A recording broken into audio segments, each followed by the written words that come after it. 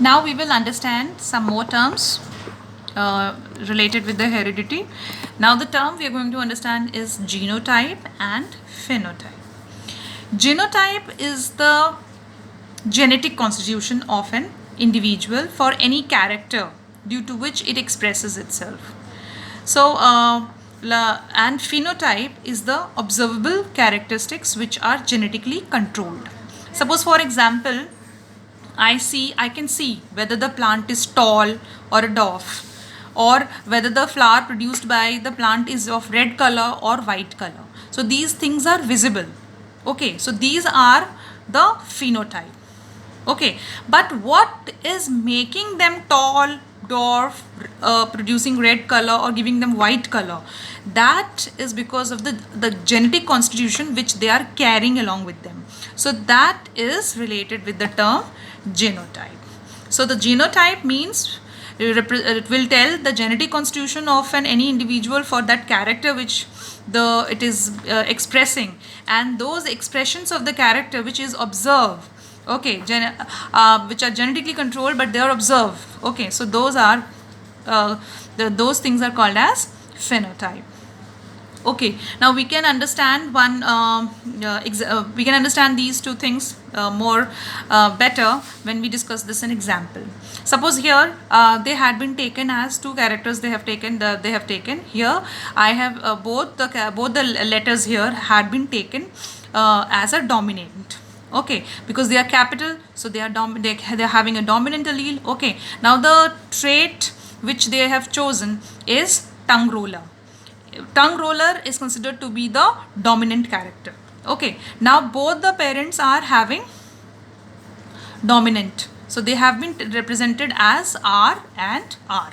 Okay, so both the parents have both the parents have a dominant allele, so they are tongue roller. Then in the next case we have one of the parent is a dominant, whereas the other is recessive. So the dominant one is written by capital R, the recessive is being written by small r. Okay, but the condition which the phenotype of this will be dominating, that is the tongue roller. Why it is dominating? If any of the parent has a dominating allele, then those allele are always represented, they are always observed. It means that if both of the parents are dominating, have the dominating allele, then also the next of the generation will be tongue rolling. They will be able to tongue roll. Okay, and if one of the parent is carrying the dominating allele, the other one is carrying a recessive allele, in the then also it will have a capability of rolling the tongue. Okay, now in the third condition, when we see if both the parents are having the recessive characters, recessive alleles. Okay, so here we represent them genetically. How they are represented? They are represented by small letters. Okay, that is a small r. And what will be the phenotype of this thing? It will be the child will be cannot roll the tongue, so it will be a non-roller.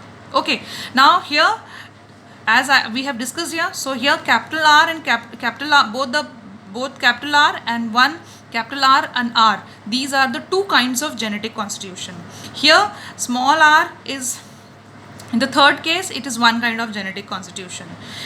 For the phenotype of a tongue roller, okay, therefore the phenotype here it is tongue rollers. Fine.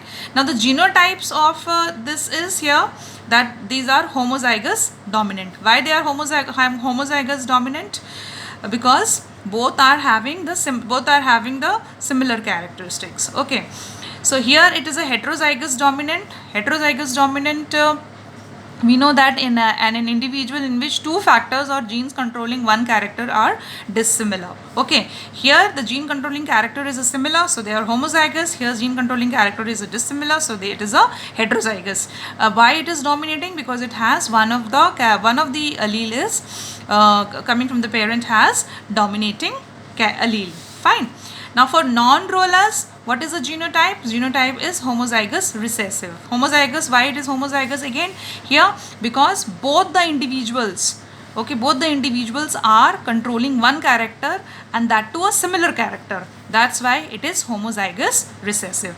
So this is about the genotype of the tongue rolling case. Okay, so children, you will understand this better when you just go through the book and try to understand the example of genotype and phenotype.